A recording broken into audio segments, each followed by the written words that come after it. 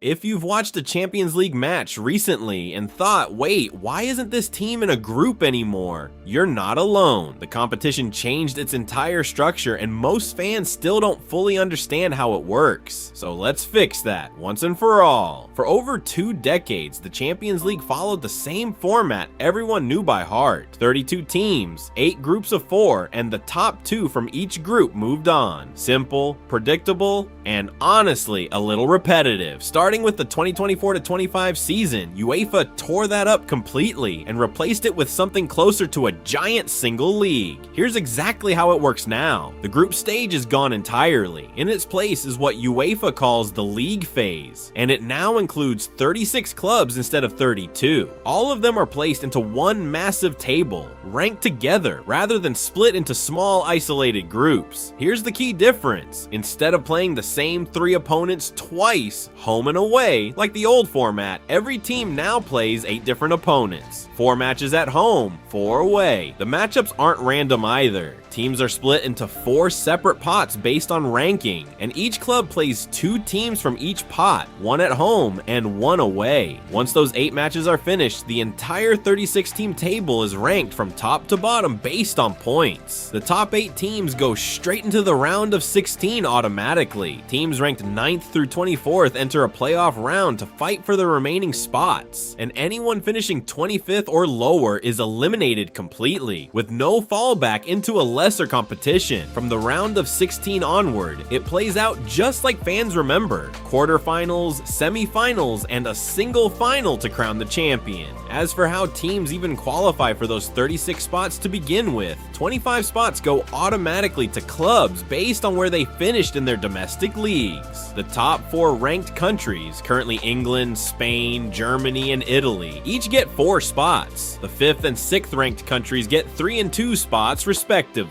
Countries ranked 7th through 10th get 1 spot each for their domestic champion. The remaining spots are reserved for the reigning Champions League and Europa League winners, along with clubs that performed exceptionally well across Europe the previous season. Here's a detail that surprises a lot of fans. The phrase Swiss system gets used to describe this new format, and that's not a random term. It's the same style of pairing system used in competitive chess, designed to create balanced matchups across a large field without needing tiny closed groups. The scale of the change is bigger than most people realize too. Under the old format, the maximum number of matches a finalist could play in a single season was 13. Under the new system, a team reaching the final could play as many as 17 matches. Across the whole competition, the total number of games jumped from around 125 to roughly 189. And there's a financial side to all of this as well. The previous format generated somewhere around 3.5 billion euros per season across broadcasting, sponsorship, and prize money. Under the expanded format, UEFA expects that number to climb past 4.5 billion euros annually, driven largely by the sheer number of additional matches now being played. This format shift isn't just about entertainment value, though there's clearly more of that with 189 matches instead of 125. It reflects a broader trend in modern football, where competitions are being restructured to generate more content, more fixtures, and more revenue, even as debates continue about player workload and fixture congestion across an already packed football calendar. For fans though, the practical upside is real. No more dead group stage matches where a team's already qualified and rests its best players. Every single point in that 36-team table now genuinely matters. So next time someone asks why their favorite club isn't sitting in a group anymore, you'll know exactly why.